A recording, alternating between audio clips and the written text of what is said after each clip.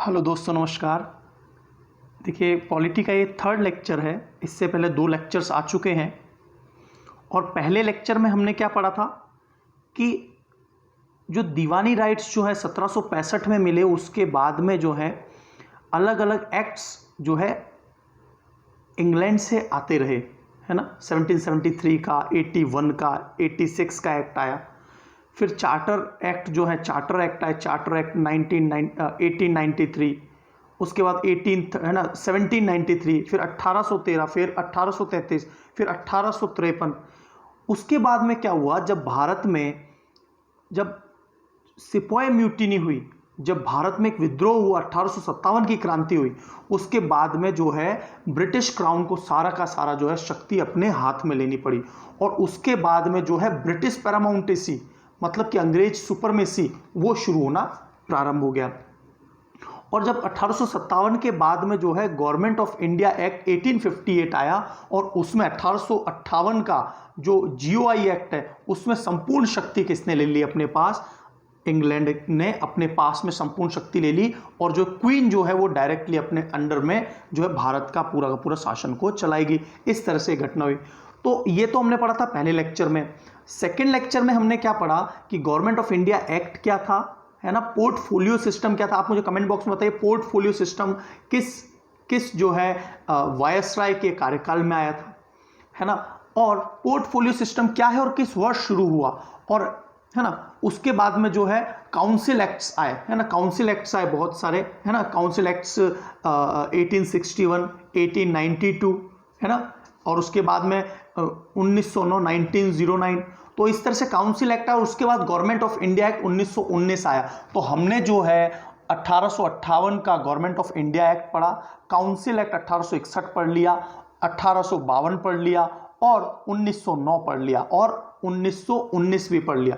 अब जो हमें पढ़ना है वो है 1835 का। लेकिन क्या हुआ, लास्ट लेक्चर में हमने कहां पर छोड़ा था कि जो 1919 है ना, गवर्नमेंट ऑफ इंडिया एक्ट 1919, वहां पर उन्होंने पहले से देखो 1919 में तो जो है गवर्नमेंट ऑफ इंडिया एक्ट आया था। ये लागू कब हुआ, यदि आपसे पूछा जाए कि ये लागू कब हुआ था गवर्नमेंट ऑफ इंडिया एक्ट 1919, है ना, 1921 में लागू हुआ है। और 1919 में पहले ही इन्होंने ये सोच लिया था कि 10 साल बाद, लगभग 10 साल बाद जो है इसके ऊपर एक कमीशन बैठेगा और उस कमीशन जो है वो बताएगा कि क्या कमियां हैं और उसको सुधारा जाएगा भारत में।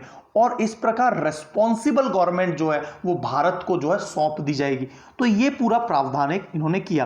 तो अब हम लोग जो पढ़ने वाले हैं वो पढ़ने वाले हैं साइमन कमीशन। और साइमन कमीशन जो है वो 7 सदस्यों का एक जो है दल था, और उसने 1919 में जो भी प्रावधान थे उन सबको रिसर्च किया और उसके बाद अपना जो है ना कंक्लूजन या जो है सार दिया कि भाई क्या क्या परिवर्तन होने चाहिए। तो यहां पर साइमन कमीशन की बात आती है। साइमन कमीशन को शुरू करने से पहले जो है मैं आपको 2-3 बातें और बता देता हूं जो एग्जाम में आ सकती है, जो मैं मिस भी कर गया हूंगा।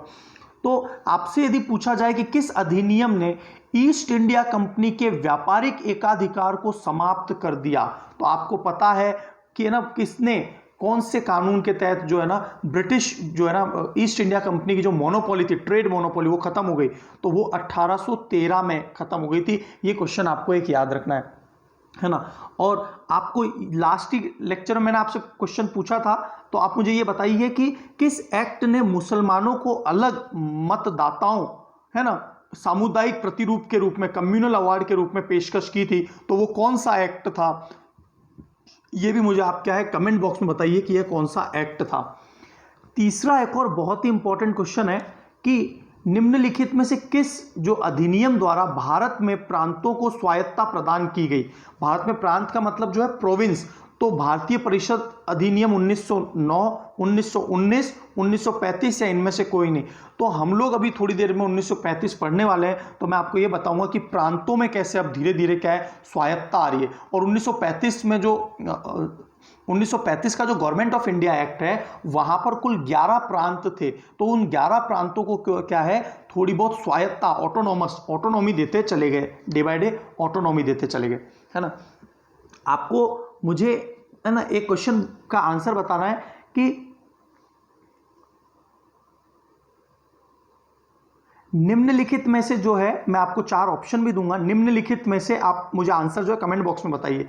निम्नलिखित में से किस अधिनियम में नियंत्रक महालेखा परीक्षक जो होता है ना, कंट्रोलर एंड ऑडिटर जनरल, तो नामक पद को सुझाया गया था? पहली बार कब सजेस्ट किया गया था? ये एक बार प्रश्न आया था एसएससी में। तो आप मुझे कमेंट बॉक्स में बताइए कि नियंत्रक और महालेखाकार जो परीक्षक होता है, कंट्रोलर एंड ऑडिटर जनरल, वो किस अधिनियम के तहत पहली बार सजेस्ट किया गया था? 1909, 1919 के अधिनियम, 1935 का अधिनियम या 1947 का अधिनियम? ये आप मुझे कमेंट बॉक्स में बताएंगे। आपके पास 4 ऑप्शन है कि कैग का जो पद है वो कब सुझाया गया था। तो इस प्रकार के प्रश्न जो है वो एग्जाम में आपके लिए बहुत ज्यादा इंपॉर्टेंट है। ठीक है, आप मुझे ये भी बताइए कि भारत का जो फर्स्ट वायसराय बने थे, भारत के फर्स्ट वायसराय कब बने थे? मुझे आप ये कमेंट बॉक्स में बताइए, प्रथम वायसराय कब बने थे और कौन बने थे? एक बात और बता दीजिए कि कौन से अधिनियम के तहत ईस्ट इंडिया कंपनी को पूर्णतया समाप्त कर दिया गया था? कौन से अधिनियम के तहत ईस्ट इंडिया कंपनी को पूर्णतया समाप्त कर दिया गया था? ये प्रश्न भी आपको जो है मुझे कमेंट बॉक्स में बताना है ना। अच्छा, इसके अलावा आपको मुझे यह भी बताना है कि वह 3 शख्स कौन से थे जिनको लॉर्ड कैनिंग ने 1862 में जो है अपनी लेजिस्लेटिव काउंसिल में प्रथम 3 भारतीयों को नॉमिनेट किया था। यह प्रश्न बार बार आता है, मैंने आपको पिछले लेक्चर में पढ़ाया है। तो आप उन तीनों जो महाराजा हैं उनके नाम बताइए कि ये कौन कौन थे, है ना। तो ये क्वेश्चन जो है हमेशा, है ना, ये मैंने आपको लास्ट लेक्चर में पढ़ाया। यदि आपने नहीं पढ़ा है तो आप लास्ट लेक्चर को पढ़िए, है ना। एक आपको मुझे ये भी बताना है कि पहली बार ऑर्डिनेंस, ये सब लास्ट लेक्चर में जो पढ़ा है उसमें बताइए कि ऑर्डिनेंस जो होता है अध्यादेश, तो पहली बार अध्यादेश जारी करने का जो प्रोसेस है वो कब शुरू हुआ, और पोर्टफोलियो सिस्टम भारत में जो है कौन से वायसराय के कार्यकाल में शुरू हुआ था और किस वर्ष में हुआ था, ये भी आप कमेंट बॉक्स में बताइए। जो क्वेश्चन पूछ रहा हूं वो फिक्स एग्जाम में आते हैं, है ना। और यदि आप आंसर नहीं दे पा रहे तो स्टूडेंट्स नीचे देंगे तो आप उनको जो है चेक करेंगे, ठीक है। तो आप लगातार इसी तरह से चेक करते रहिए, है ना। तो इस बीच में यदि और भी जो प्रश्न है मैं आपसे उन प्रश्नों को लगातार पूछता रहूंगा। एक क्वेश्चन जो है आपका बहुत ज्यादा एग्जाम में आता है कि पहले भारतीय कौन थे जिन्होंने वायसराय की एग्जीक्यूटिव काउंसिल को ज्वाइन किया था। ये 1909 की बात है। वह प्रथम व्यक्ति जिन्होंने वायसराय की जो है जो निर्धारित काउंसिल थी 6 जनों की, तो उनमें जो हिस्सा थे, सॉरी मैं माफी चाहता हूं, 4 जने थे, उन 4 में से एक जो है वो भारतीय थे। तो पहले भारतीय कौन थे, उनका नाम बताइए। ये भी मैंने आपको लास्ट लेक्चर में बहुत अच्छे से बताया। आप मुझे कमेंट बॉक्स में बताइए, फादर ऑफ कम्युनल इलेक्टोरेट, या भारत में जो है जो सांप्रदायिक निर्वाचन की जो पद्धति लाई गई वो सर्वप्रथम किस जो है वायसराय के द्वारा लाई गई थी। तो ये बात भी आपको मुझे कमेंट बॉक्स में एक बतानी है ना। तो इस तरह से क्या है, आपको सभी प्रश्नों के आंसर्स देने नीचे कमेंट बॉक्स में। चलिए अब मैं आपसे आगे बात करता हूं साइमन कमीशन की। तो देखिए साइमन कमीशन में जब बात कर रहे हैं, एक मिनट माफी चाहता हूं, 1 मिनट में मैं आपको वापस सही कर देता हूं। ये लीजिए, है ना, 1 सेकेंड, 1 मिनट। हाँ जी, साइमन कमीशन जो है ना, साइमन कमीशन जो है, तो साइमन कमीशन पे हम लोग चर्चा करने जा रहे हैं, ठीक है। तो देखिए साइमन कमीशन जो है, आपको मैंने बताया क्या कि जो 1919 का एक्ट था उसके बाद में साइमन कमीशन को 10 साल बाद एक है ना कमेटी गठित की गई, और 1930 तक उन्होंने अपने सारे के सारे मत दिए कि भाई ये परिवर्तन होना चाहिए, तब भारत में जो है ना एक शांति से अंग्रेजी शासन की हुकूमत चल सकती है। तो ये जो है नवंबर 1927 में इन्होंने अपना क्या है, ये कमीशन आया, और है ना 2 ईयर बिफोर द शेड्यूल, तो ये 2 साल पहले ही आ गया था। मैं इसीलिए बोल रहा हूं आपको, जो 1919 था, है ना, आपको ये कमेंट मैं आपको लिख के बता देता हूं, जो 1919 था, 1919 में इन्होंने ये घोषणा की थी कि 10 साल बाद आएगा। तो आना कब चाहिए था, 1929 में आना चाहिए था, लेकिन ये कब आ गया, 27 में ही आ गया। इसका मतलब क्या, ये 2 वर्ष पहले ही आ गया था। तो ये बात आपको, क्योंकि कहीं ना कहीं जो है इनको लग रहा था कि देश में जो है ना शासन बराबर नहीं चल रहा है, तो जल्द से जल्द जो है ना ये सजेशन चाहते थे। तो इसके जो मुख्य थे, और ये जो थे कितने लोग थे, कुल 7 जने थे, कुल 7 मेंबर थे, और सर जॉन साइमन ये जो है इन्होंने अपना, और फिर फाइनली जो है इन्होंने अपने कमीशन को 1930 में सबमिट किया था। इन्होंने अपना जो कमीशन में जो फाइनल जो फैसले थे वो बताए कि ये सजेशन हो सकते हैं।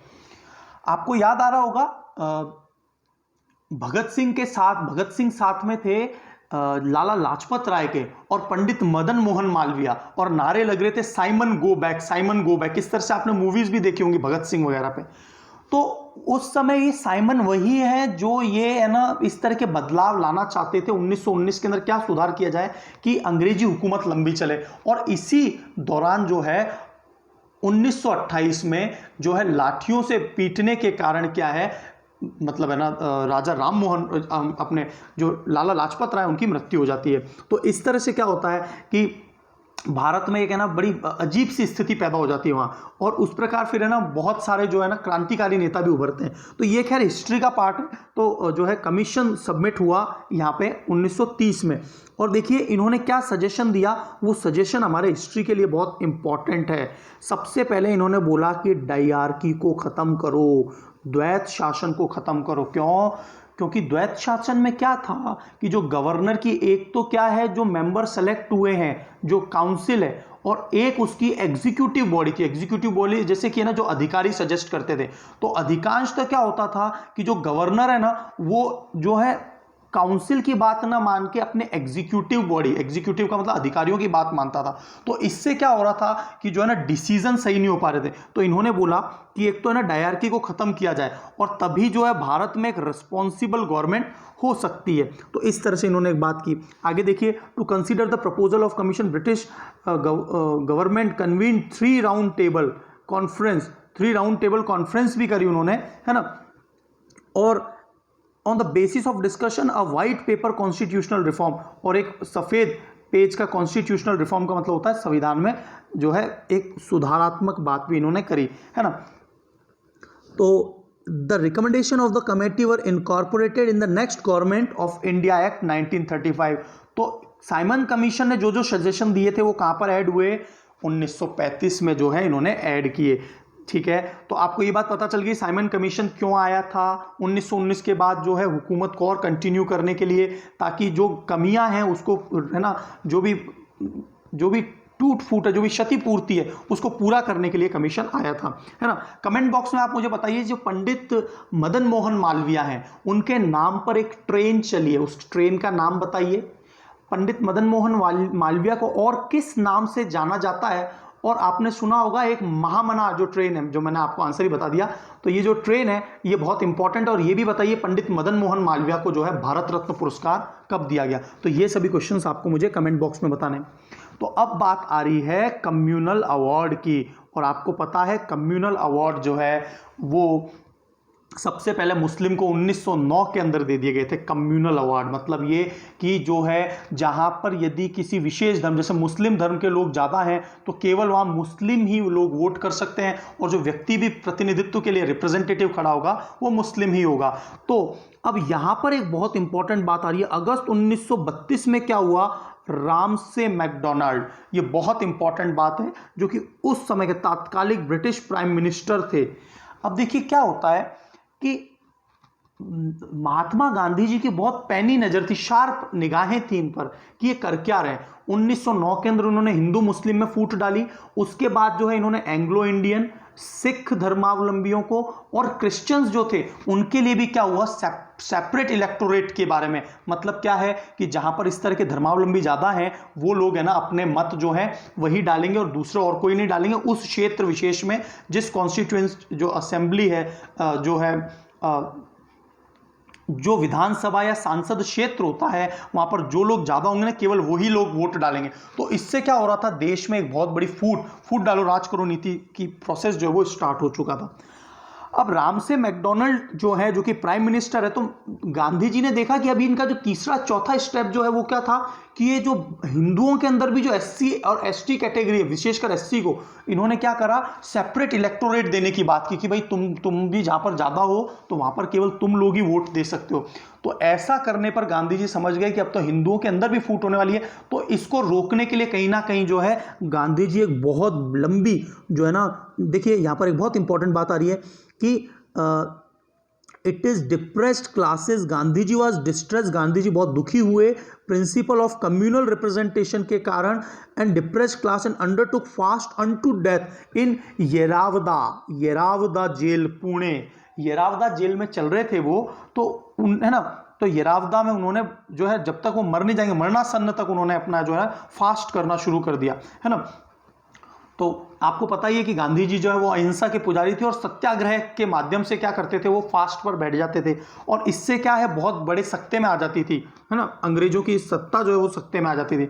तो गांधी जी के इस दबाव के कारण क्या हुआ कि कम्युनल अवार्ड को कहीं ना कहीं रोका गया और ये कहा गया कि भाई ऐसा कर लेते हैं कि हिंदू और जो एससी कैटेगरी के हैं, जो कि उस समय के सो कॉल्ड एससी जो उस समय जो थे, वो सब वोट दे सकते हैं, भले ही यदि कहीं पर एससी कैटेगरी के लोग ज्यादा हैं तो वहां पर वो व्यक्ति जो है प्रतिनिधि के रूप में खड़ा हो सकता है। खड़ा कौन होगा, जिसका परसेंटेज में ज्यादा है। जैसे मान लीजिए मुंबई के अंदर जो है ना एससी कैंडिडेट ज्यादा है, मुंबई के एक क्षेत्र विशेष में, तो और वो एक संसदीय क्षेत्र है, तो हिंदू भी वोट दे सकते हैं और एससीज भी वोट दे सकते हैं, लेकिन खड़ा कौन होगा, एससी का कैंडिडेट खड़ा होगा, क्योंकि वो फिक्स जो क्षेत्र है, जिस प्रकार आज की तारीख में महिला सीट फिक्स होती है, एससी एसटी की कैटेगरी फिक्स जो है उनकी सीट फिक्स होती है आजकल, लेकिन वोट सभी दे सकते हैं। तो कम्युनल अवार्ड की बात जो है ना पहली बार आई और यहां पर येरावदा जेल, और है ना फाइनली क्या हुआ कि एक है ना राउंड टेबल और मीटिंग जो हुई और उसके अंदर क्या हुआ कि अंबेडकर जी को भी ये बात माननी पड़ी और महात्मा गांधी जी ने जो है इसके ऊपर, ताकि क्या हो कि देश में फूट ना पड़े, क्योंकि यूनाइटेड नेशंस जो है ना वो बड़ा पावरफुल होता है। तो आपको ये बात पता चल गई, the award is not only continued separate electorate for Muslim, Sikhs और Christian, Anglo Indian, but also extended, है ना, it also extended to depressed class, scheduled caste. तो गांधी जी बड़े परेशान हुए इससे। तो ये बात समझ में आ गई होगी आपको कि कम्युनल जो अवार्ड था वो किससे संबंधित था, कम्युनल जो अवार्ड है। और राम से मैकडोनल्ड्स आपको याद रखना है, ये उस समय के तात्कालिक ब्रिटिश प्राइम मिनिस्टर थे। अब जो हमारा सबसे इंपॉर्टेंट है गवर्नमेंट ऑफ इंडिया एक्ट 1935, है ना, तो 1935 जो है वो आ जाता है। तो मैं आपको एक और बार बता देता हूं, जो साइमन जो है उनका जो पूरा नाम है सर जॉन साइमन है, ये बात आपको एक याद रखनी है। 1927 में आया था साइमन कमीशन, 7 मेंबर्स थे इसमें, और उन्होंने 2 अच्छे सजेशन दिए थे कि डायरार्की को खत्म करो और जो एक्सटेंशन ऑफ इलेक्टोरेट। साइमन ने एक और अच्छा सजेशन दिया था कि पहले केवल और केवल जो टैक्स देते थे या एजुकेशन में बहुत ज़्यादा थे या जिनके पास प्रॉपर्टी बहुत अच्छी थी वही वोट दे सकते थे। इन्होंने बोला लगभग जो 10% लोग हैं उनको वोट देने का अधिकार होना चाहिए। तो साइमन ने एक्सटेंशन ऑफ इलेक्टोरेट की भी बात की थी। और उसके बाद कम्युनल अवार्ड राम से मैकडोनल्ड 1932। तो ये सब आपको याद रखना है। अब जो बात आ रही है वो आ रही है गवर्नमेंट ऑफ इंडिया एक्ट 1935। देखिए यदि आप मेरी बातों को एक एक बातों को ध्यान से सुनते जाएंगे तो आपको जो है बिल्कुल कालक्रम सीक्वेंस में जो इवेंट्स घटित हुए हैं वो सभी आपको सीक्वेंस में क्लियर हो जाएंगे। तो अब आ रही है बात गवर्नमेंट ऑफ इंडिया एक्ट 1935 की, है ना। तो देखिए ये एक्ट कुल मिला के ये चाहता था कि भारत में रिस्पॉन्सिबल गवर्नमेंट आए। साइमन कमीशन के सजेशंस को इसमें माना भी गया था। और जो है इसमें कुल कितने 321 जो है सेक्शन थे और 10 शेड्यूल थे। आपको पता होगा भारत का जो संविधान है ना उसके लगभग 230 अनुच्छेद आर्टिकल्स जो है वो सीधे सीधे जो है गवर्नमेंट ऑफ इंडिया एक्ट 1935 से लिए गए। तो ये बात याद रखना, भारत का संविधान का सबसे मूल स्रोत जो है the main resource is what, government of India act 1935। तो ये 1935 का अधिनियम जो है वो भारत का बहुत इंपॉर्टेंट जो है डॉक्यूमेंट कहलाता है। ठीक है, अब आगे चलते हैं कि 1935 में क्या क्या बोला गया। तो देखिए आज भी आप एक चीज सुनते हैं, है ना, आप आज भी एक बात क्या सुनते हैं कि जो है फेडरल लिस्ट होगी, प्रोविंशियल लिस्ट होगी। जैसे आपको पता है ना केंद्र, है ना, केंद्र सूची, राज्य सूची और समवर्ती सूची, है ना, फेडरल लिस्ट, प्रोविंशियल लिस्ट। और तो उस समय क्या है याद रखना, सबसे पहले 59 जो है वो फेडरल लिस्ट में टोटल सब्जेक्ट्स थे, है ना। आपको मुझे कमेंट बॉक्स में बताना है वर्तमान में और जब भारत स्वतंत्र हुआ दोनों समय केंद्र सूची, है ना, राज्य सूची और समवर्ती सूची में कितने कितने जो है सब्जेक्ट्स आते हैं, आइटम्स आते हैं, ये कमेंट बॉक्स में बताइए। उस समय पर जो है फेडरल सूची में 59 थे, है ना। प्रोविंशियल लिस्ट के अंदर 54 आइटम्स थे और कॉन्करेंट लिस्ट 36 थे। कॉन्करेंट लिस्ट जो है जिस पर है ना दोनों कानून बना सकते हैं, लेकिन यदि जो है आपातकाल का दौर चलेगा तो उसमें सारे के सारे जो कानून कौन बना सकता है, केवल केंद्र ही बना सकता है। ये समवर्ती सूची के नियम है। तो समवर्ती सूची जो है उस समय पर 1935 में एक्चुअल में ऑस्ट्रेलिया से ली थी। मैंने आपको एक क्वेश्चन पूछा था कि समवर्ती सूची कौन से देश से लिया गया, तो ये बात आपको पता होनी चाहिए। एबॉलिशन ऑफ डायरकी, जैसा कि साइमन ने सजेस्ट किया था, डायरकी को खत्म कर दिया गया था और प्रोविंशियल ऑटोनॉमिक कर दी गई थी, है ना। तो ये बात आपको एक याद रखनी है ना।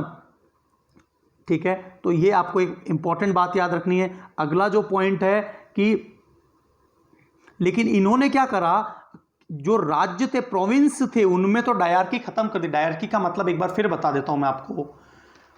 देखिए, जो अंग्रेज गवर्नर थे अलग अलग राज्यों में, मान लीजिए उस समय 11 राज्य या प्रोविंस थे, प्रांत थे, तो उसमें जो गवर्नर है ना, तो एक तो गवर्नर की मिनिस्ट्री वाली काउंसिल होती है जो है ना, जो आम लोगों से चुन के जाते हैं वो सदस्य, और एक थी एग्जीक्यूटिव काउंसिल जिसमें ज्यादातर जो है इंग्लिश ही होते हैं। तो इसमें क्या होता था कि गवर्नर ज्यादातर एग्जीक्यूटिव जो नियम कानून बनाने एग्जीक्यूटिव वाले को ज्यादा मानता था। तो इस तरह की द्वैत शासन वहां पे चल रहा था। तो यदि एक रहेगा तो क्या होगा, आसानी से जो है ना किसी भी कानून को लागू किया जा सकता है, लेकिन वहां पर कंफ्यूजन पैदा हो रहा था और इसलिए क्या है जो है यहां पर डायरकी खत्म कर दिया गया। लेकिन केंद्र में इन्होंने डायरकी को लागू कर दिया। डायरकी का मतलब होता है द्वैत शासन। अब देखिए, एक और बात आपने सुना होगा, भारत के अंदर भी जो है, आपको पता है ना कि यूपी के अंदर विधानसभा भी है, विधान परिषद भी है ना। और जैसे कर्नाटका में भी विधानसभा भी है, विधान परिषद भी है, बिहार में भी है। तो आप मुझे बताइए, भारत में कुल कितने राज्यों में वर्तमान में बाइकैमरलिज्म है? मतलब जम्मू कश्मीर को आपको क्या मानना है? अब जम्मू कश्मीर को आपको यूनियन टेरिटरी मानना है? अब मेरे को फाइनल आंकड़ा बताइए। और जो है आंध्र प्रदेश और तेलंगाना राज्य टूट गए तो दोनों में अलग अलग विधान परिषद हो गई हैं। तो आप मुझे बताइए कि वर्तमान में आज की डेट में कितने बाइकैमरलिज्म है भारत में? तो क्या हुआ कि उस समय पर जो कुल प्रांत थे ना, वो 11 प्रांत थे, उनमें से 6 में विधानसभा और विधान परिषद दोनों को लागू कर दिया गया। तो वो कौन कौन से राज्य थे? तो देखो, बंगाल, बॉम्बे का मतलब बॉम्बे बहुत बड़ा राज्य था उस समय का, उसमें गुजरात वाला और कुछ राजस्थान वाला क्षेत्र भी आता था, मद्रास, बिहार, असम, और ये जो यूनाइटेड प्रोविंस है ना, ये यूनाइटेड प्रोविंस जो है, ये जो है आज की तारीख का यूपी है। तो ये बात आपको एक याद रखनी है ना। तो यहां पर क्या है, विधानसभा विधान परिषद दोनों की बात कही गई। ठीक है, अच्छा, इसके बाद में जो है इन्होंने एक और जो क्या किया, it further extended the principal of communal representation providing separate electorate for depressed class.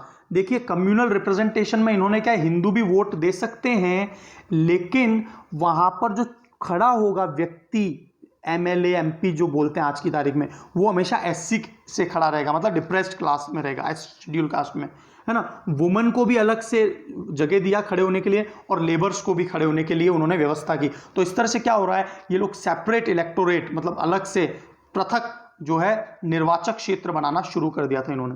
ठीक है, it abolished council of India established by, जो काउंसिल थे उन सभी को हटा दिया। जो 1858 में काउंसिल्स बनना स्टार्ट हो गया था वो भी हटा दिया था। अब देखिए, आपको एक और इंपॉर्टेंट कि इट एक्सटेंडेड फ्रेंचाइज, जो मताधिकार है ना, फ्रेंचाइज आपने सुना होगा ना, यूनिवर्सल अडल्ट फ्रेंचाइज। तो अब जो है, पहले लोग बहुत कम दे पाते थे, आज की तारीख में 10% तक जो है ना अडल्ट फ्रेंचाइज वो देने की बात शुरू हो गई थी। ठीक है, मतलब समझ गए, भारत के कुल जो लोग हैं उसका 10% जो लोग हैं वो वोट दे सकते थे। पहले केवल टैक्स, एजुकेशन और प्रॉपर्टी के आधार पर दे सकते थे, अब 10% कर दिया गया। बढ़ा रहे लगातार, लोगों को शक्ति दे रहे हैं, उनको ये समझा रहे हैं कि हम आपको ही शक्ति दे रहे हैं। ये एक उनका तरीका था, है ना, शासन लंबा करने का। अच्छा, इसके बाद में एक बहुत ही इंपॉर्टेंट है ना, RBI act, reserve bank of India act, वहां पर उसी दौरान जो है ना reserve bank of India act आया था, जो कि 1934 में आया था। तो ये बहुत इंपॉर्टेंट है। तो आपको ये पता होगा कि हिल्टन यंग कमीशन ने जो है सबसे पहली बार रिजर्व बैंक ऑफ इंडिया को सुझाया था। तो आप मुझे बताइए, हिल्टन यंग कमीशन किस वर्ष में आरबीआई के लिए सुझाया गया था? लेकिन आरबीआई का एक्ट जो है वो 1934 में पारित हुआ था, है ना। और उसके बाद 1935 में जो है आरबीआई की स्थापना कर देते हैं, एक केंद्रीयकृत बैंक की स्थापना कर देते हैं।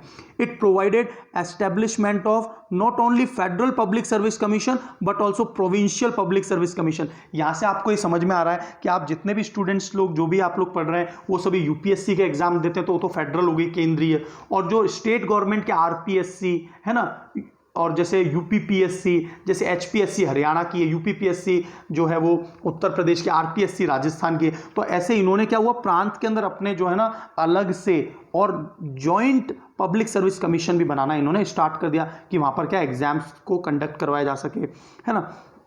और ये जो पॉइंट है ये आपके लिए बहुत ज़्यादा इंपॉर्टेंट है कि पहला भारत में फेडरल कोर्ट कब बना था, है ना, फेडरल कोर्ट कब बना था, तो आपको बताना है 1937 में फेडरल कोर्ट की स्थापना की गई, जो पूरे भारत के अंदर जो है ना उसके नियम कानून लागू होते। तो ये बहुत इंपॉर्टेंट क्वेश्चन आपके लिए, ठीक है। अब क्या होता है ना, तो मैं आपको एक बार एक सार के रूप में समझा देता हूं कि 1935 में जो है द्वैत शासन को प्रांतों में खत्म कर दिया गया, लेकिन केंद्र में ला दिया गया था, है ना। उसके बाद में जो है इन्होंने डायरेक्ट इलेक्शन जो है, पहली बार डायरेक्ट इलेक्शंस भी जो है, आपको एक और क्वेश्चन याद रखना, 1937 से भारत में डायरेक्ट इलेक्शन भी शुरू हो गए थे फर्स्ट टाइम। तो आपसे पूछा जाए कि कब फेडरल कोर्ट लागू हुआ, तो 1937 में, और कब जो है भारत में पहली बार इलेक्शंस की शुरुआत हो गई है, तो वो भी 1937 में शुरुआत हो गई है। आप 1935 में याद रखना, बर्मा को जो है ना उसको भारत से जो अलग कर दिया जाता है, बर्मा मतलब जो आज की तारीख में म्यांमार है, उसको भी अलग कर दिया जाता है। तो ये भी आपको एक बात याद रखनी है ना। और प्रोविंशियल ऑटोनॉमी जो है वो इन्होंने शुरुआत कर दी थी, प्रोविंशियल ऑटोनॉमी इन्होंने स्टार्ट कर दी थी। और बाइकैमरलिज्म कुल कितने राज्यों में, प्रांतों में आया, 11 में से 6 में। तो 11 में से 6 कौन कौन से थे वो मैंने आपको बता दिया, बॉम्बे, मद्रास, यूनाइटेड प्रोविंस, असम, तो इस तरह से 6 राज्य थे, प्रांत थे, वहां पर इन्होंने बाइकैमरलिज्म कर दिया। आपको मुझे कमेंट बॉक्स में बताना है भारत में कितने बाइकैमरलिज्म है ना। अब आ रही है बात, है ना, अब जो बात आ रही है वो आ रही है इंडियन इंडिपेंडेंस एक्ट 1947, है ना, इंडियन इंडिपेंडेंस एक्ट 1947 की बात आ रही है ना। तो देखिए इस बीच में बहुत सारी घटनाएं हुई, और आपको पता होगा क्रिप्स मिशन भी आया, है ना। तो इस तरह से बहुत सारे मिशंस आए, और फाइनली क्या है 1947 में भारत को जो है स्वतंत्रता की घोषणा इन्होंने कर दी थी। तो आप देखिए, आपको ये पता होना चाहिए कि ऑन February 20, 1947, 20 फरवरी 1947 को द ब्रिटिश पार्लियामेंट क्लीमेंट एटली, ये उस समय के, आपको पूछा जा सकता है किस प्रधानमंत्री के कार्यकाल में भारत स्वतंत्र हुआ था अंग्रेज के, तो ये बात आपको याद रखनी है। और उन्होंने ये बोला कि हम भारत को जो है ना 30 जून 1948 को स्वतंत्र कर देंगे। लेकिन भारत तो कब स्वतंत्र हो गया था, है ना, 15 अगस्त 1947 को पहले ही हो गया था, लेकिन उस समय पर इन्होंने घोषणा ये करी थी कि हम 30 जून को जो है स्वतंत्र कर देंगे। After which the power would be transferred, है ना, after which the power would be transferred responsible Indian hand, कि भारतीय लोगों को सीधी सीधी दे दी जाएगी, है ना। This announcement followed by agitation of Muslim league demanding partition of India. ये तब हुआ जब है ना मुस्लिम लीग लगातार जो है ना एक अलग राष्ट्र की मांग कर रही थी। अगेन जो है 3 जून 1947 को British government made it clear that constitution frame by constituent assembly of India can not apply to those of the country which were unwilling to accept it. तो क्या हुआ, देखो अंग्रेजों ने एक नया स्कीम ला दिया बाद में कि 3 जून 1947 को ये बोला कि जो जो प्रांत जो है भारत में नहीं मिलना चाहते हैं उनके ऊपर ये स्कीम लागू नहीं होगी। और फिर फाइनली क्या हुआ कि on the same day Lord Mountbatten, आपको पता है ना कि भारत के, देखिए एक बात याद रखना, 1858 से वायसराय का पोस्ट स्टार्ट हो गया था। वायसराय का मतलब एक प्रतिनिधि, जो अंग्रेजों का प्रतिनिधि भारत में प्रतिनिधित्व कर रहा है वो वायसराय होता है। Viceroy and governor general of India, ये पोस्ट का नाम था। अब जैसे 1947 आता है, जब भारत स्वतंत्र हो जाता है, तो यह पद अब वायसराय नहीं रहा है, क्योंकि 47 के बाद में भारत आजाद हो जाएगा, तो उसके बाद में इसको क्या कर देंगे, अगेन गवर्नर जनरल बना देंगे। तो ये पॉइंट क्लियर हो गया। वायसराय 1947 तक ही थे, फिर कुछ समय के लिए लॉर्ड माउंटबेटन वायसराय रहे हैं भारत के, अंग्रेज वायसराय, और उसके बाद में जब लॉर्ड माउंटबेटन चले गए तो सी राजगोपालाचारी भारत के पहले गवर्नर जनरल बने। वायसराय नहीं कह सकते, क्योंकि वायसराय जो है वो तो प्रतिनिधि होता है। तो आपको मैंने बहुत अच्छे से क्लियर कर दिया, बहुत शुरुआत से मैं आपको क्या बता रहा हूं कि गवर्नर जनरल ऑफ बंगाल, फिर आया गवर्नर जनरल ऑफ इंडिया, फिर गवर्नर जनरल ऑफ इंडिया का पद 1858 में ख़त्म कर दिया और वायसराय बना, और फिर 1947 में जो है viceroy and governor general of India का जो पद है उसको केवल गवर्नर जनरल ऑफ इंडिया का पद बना दिया, क्योंकि अब जो है भारतीयों का पूरा अपना शासन था। तो ये पॉइंट आपको एक और क्लियर हो गया होगा। अब देखिए माउंटबेटन ने अपना प्लान बनाया है ना, इसको पार्टीशन प्लान भी कहते हैं, और उन्होंने बोला कि दिस प्लान वाज एक्सेप्टेड, दोनों ने, कांग्रेस ने और मुस्लिम लीग दोनों ने इसको एक्सेप्ट कर लिया, and the plan was enacted इन 1947। तो इंडियन इंडिपेंडेंस एक्ट जो है अब वो आ रहा है। तो अब हम लोग जो है पूरे इस सभी जो एक्ट है उसके सारे प्रावधान पढ़ेंगे, कौन कौन से प्रावधान लागू हो रहे हैं। तो देखिए हम लोग आगे चलते हैं। It ended British rule, British rule को खत्म कर दिया। 15 अगस्त 1947 में हम आज़ाद हो गए। It provided partition in India, इसने क्या है भारत में अलग अलग विभेद कर दिया, मतलब 2 राज्य बन गए, 2 देश बन गए स्वतंत्र, 2 इंडिपेंडेंट डोमिनियन, इंडिया और पाकिस्तान बन गए। सेडेड फ्रॉम, सेडेड का मतलब अलग हो गए, गिव अप त्यागना, सेडेड का मतलब होता है गिव अप त्यागना, है ना, कॉमनवेल्थ से दोनों अलग हो गए। इट एबॉलिश, देखिए ये बात मैं आपको बहुत अच्छे से समझा रहा था कि वायसराय अब नहीं रहे हैं, ईच ऑफ द डोमिनियन, अब जो है गवर्नर जनरल रहे हैं दोनों में, है ना, जो है पाकिस्तान में अलग और इंडिया में अलग। तो भारत में कौन बने, क्योंकि लॉर्ड माउंटबेटन ही कुछ समय तक रहे और बाद में क्या है सी राजगोपालाचारी उसके बाद प्रथम भारतीय बने। तो जो हिज मैजेस्टी है या हर मैजेस्टी है वो सब खत्म हो गया, है ना, अब तो भारत के लोग ही जो है तो इंडिपेंडेंट गवर्नमेंट अब बनना शुरू हो गई। It empowered the constituent assembly, संविधान सभा को पूरा पावर दे दिया कि आप अपने लेवल पे संविधान बनाइए और अपने देश को स्वतंत्रता के साथ में जो है रिस्पॉन्सिबल गवर्नमेंट प्रदान कीजिए, है ना। तो British parliament included independence act itself, और उसने ये हमको स्वतंत्रता दे दी, ठीक है।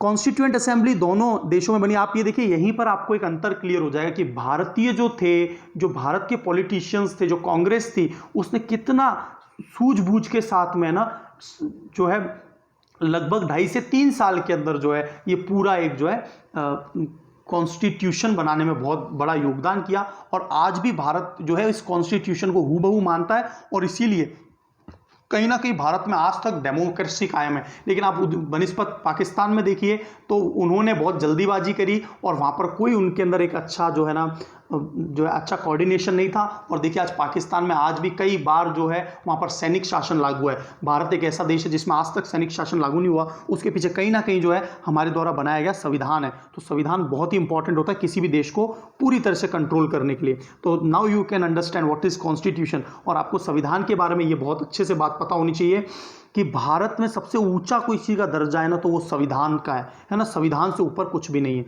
ठीक है। तो इसके बाद में हम लोग बात करते हैं आगे। It एबोलिश्ड the office of secretary, आपको पता है ना सेक्रेटरी का ऑफिस हुआ करता था इंग्लैंड में, वो सब हटा दिया गया। और कॉमनवेल्थ अफेयर, तो कॉमनवेल्थ अफेयर में इसको डाल दिया गया। कॉमनवेल्थ क्या कि जो राष्ट्रमंडलीय जो देश हैं बस वो देख लेंगे कि भाई ये हमारे द्वारा जो देश चलाए जाते थे, जैसे ऑस्ट्रेलिया चलाया जाता था, है ना, जैसे अफ्रीका के कई देश चलाए जाते थे, पाकिस्तान जो है अंग्रेजों के द्वारा, तो बस वो कॉमनवेल्थ अफेयर में वो लोग देख लेंगे। लेकिन ब्रिटिश पैरामाउंटेसी जो है, जो ब्रिटिश का हुकूमत है वो पूरी तरह से ख़त्म हो चुका है यहाँ पे, है ना, 1947 में, है ना। और दोनों को डोमिनियन अलग अलग जो है अपने अधिकार मिल गए। भारत ने जो है जब तक भारत स्वतंत्र नहीं हुआ, मतलब भारत का जब तक संविधान नहीं बना था तब तक हम गवर्नमेंट ऑफ इंडिया एक्ट 1935 के अकॉर्डिंग जो है पूरे कॉन्स्टिट्यूशन को लागू कर रहे थे, है ना। और मैंने आपको क्या बताया, लगभग 230 अनुच्छेद जो है गवर्नमेंट ऑफ इंडिया एक्ट के ही 1935 के लागू थे, है ना। अब देखिए अब कोई भी ब्रिटिश मोनार्क हमारे ऊपर हेड नहीं था, गवर्नर जनरल की पोस्ट आ चुकी थी। गवर्नर जनरल जो है भारत के पहले गवर्नर जनरल ऑफ इंडिया जो बने, केवल गवर्नर जनरल ऑफ इंडिया, है ना, स्वतंत्रता के बाद, वो सर है ना लॉर्ड माउंटबेटन है। और भारतीय जो प्रथम बने वो सी राजगोपालाचारी। आपको मुझे बताना है कि सी राजगोपालाचारी कौन सी पार्टी से संबंध रखते थे, और आपको ये भी पता होगा कि उन्होंने स्वतंत्रता के बाद जो है कांग्रेस से एक पृथक पार्टी बनाई थी, अलग पार्टी बनाई थी। तो आप मुझे बताइए किस वर्ष में बनाई थी। और सी राजगोपालाचारी जो हैं वो दक्षिणी भारत के बहुत जाने माने जो हैं एक राजनेता के रूप में उभरे थे बाद में, है ना। तो इस तरह से क्या है, भारत को जो है पूरी तरह से स्वतंत्रता मिल जाती है ना। तो देखिए लास्ट में कुछ बातें और बता देता हूँ आपको। At the midnight 15 August 1947 British rule came to an end, British rule खत्म हो जाता है, न्यू इंडिपेंडेंट डोमिनियन बन जाते हैं भारत और Pakistan, and Lord Mountbatten became first governor general of new dominion of India. He sworn in Jawaharlal Nehru as a prime minister, और जवाहरलाल नेहरू को यहाँ पर प्राइम मिनिस्टर के तौर पे लाया जाता है। इंडिया फॉर्म 1946, और फिर क्या है, कॉन्स्टिट्यूएंट असेंबली जो है संविधान सभा जो है भारत में 1946 में बना दी जाती है, और फिर जो है इंडिया को अंदर उसी संविधान से जो है पूरे भारत का शासन उसमें लागू हो जाता है। तो अब लास्ट हम आपसे कुछ बात करना चाहेंगे कि जो उस समय टेम्परेरी गवर्नमेंट थी, जब भारत स्वतंत्र हुआ था उस समय जो टेम्परेरी गवर्नमेंट थी, है ना, इंटरिम गवर्नमेंट, उसमें किस किस को क्या क्या पोर्टफोलियो दिए थे। पोर्टफोलियो का मतलब समझ गए होंगे आप, जैसे आजकल जो है वित्त मंत्रालय, है ना, गृह मंत्रालय जिस तरह से होता है ना, खाद्य प्रसंस्करण मंत्रालय होता है ना, तो इस तरह के जितने भी मंत्रालय हैं, है ना, रक्षा मंत्रालय, तो अलग अलग मंत्रालय दिए गए, वो टेम्परेरी दिए गए थे। तो किस किस को दिए थे ये आपको क्वेश्चंस पता होने चाहिए। तो देखिए, जो विदेश मंत्रालय है ना, और कॉमनवेल्थ रिलेशनशिप जो है उसका मंत्रालय जो है जवाहरलाल नेहरू को था, जो टेम्परेरी था। इंटरिम का मतलब होता है टेम्परेरी, जब तक भारत में जो है नया जो है पूरा की नई जो मंत्रिमंडल नहीं बन रहे ना, तब तक टेम्परेरी रूप से इनको दे दिया। सरदार वल्लभ भाई पटेल ने गृह और जो है सूचना प्रसारण मंत्रालय संभाला, और सरदार वल्लभ भाई पटेल ने इस रोल को बहुत अच्छे से निभाया। जवाहरलाल नेहरू ने जो है अपने विदेशों से संबंध बहुत अच्छे किए सरदार वल्लभ भाई पटेल ने। और फिर जो है कैरेट एंड स्टिक पॉलिसी, आप मुझे कमेंट बॉक्स में बता सकते हैं, एग्जाम में ईडीएम भी आता है। कैरेट एंड स्टिक पॉलिसी क्या होती है? CARROT, कैरेट का मतलब गाजर, एंड स्टिक का मतलब होता है छड़ी या लकड़ी, है ना। कैरेट एंड स्टिक पॉलिसी के माध्यम से सभी जो है लगभग 600 से ज़्यादा जो है प्रांतों को भारत में मिलाने का उनको योगदान जाता है। उसी समय टेम्परेरी रूप से जो है डॉक्टर राजेंद्र प्रसाद, जो कि हमारे भारत के पहले राष्ट्रपति बने, तो वो फूड और एग्रीकल्चर संभालते हैं। डॉक्टर जॉन मैथाई जो है, जॉन मैथाई का नाम आपने बहुत सुना होगा, है ना। जॉन मैथाई के बारे में आप क्या जानते हैं मुझे कमेंट बॉक्स में बताइए। इंडस्ट्री और सप्लाई के लिए इनको जो है हेड बनाया गया। जगजीवन राम बहुत ही अच्छे नेता हैं, है ना, लेबर मिनिस्टर उन्हें बनाया गया। सरदार बलदेव सिंह को रक्षा मंत्रालय दिया गया, है ना, उस समय टेम्परेरी रूप से, ठीक है। उसके बाद में जो है CH भाभा जो है, इनको वर्क माइंस दिया गया। लियाकत अली खान, आपको पता होगा लियाकत अली खान जो हैं ये नॉर्थ वेस्ट फ्रंटियर से आते थे। लियाकत अली खान, है ना, ये इन्होंने मुस्लिम लीग नहीं धारण किया, इन्होंने जो है भारतीय को ही, है ना, तो ये लियाकत अली खान। अब्दुल राब निश्तार, इन्हें post on air, and Asaf Ali railway and transport. C Rajagopalachari जो कि जो है गवर्नर जनरल जो है रहे, वो एजुकेशन और आर्ट। तो इस तरह से जो है ना ये मेन जो है मंत्रालय दिए गए। तो ये आपको सबको मंत्रालय वगैरह के बारे में हल्का फुल्का पता होना चाहिए। तो इस तरह से क्या है, हमने सभी प्रकार के जो है गवर्नमेंट ऑफ इंडिया एक्ट 1935 आपको समझ में आ गया होगा, है ना। 1947 का एक्ट आपको समझ में आ गया होगा।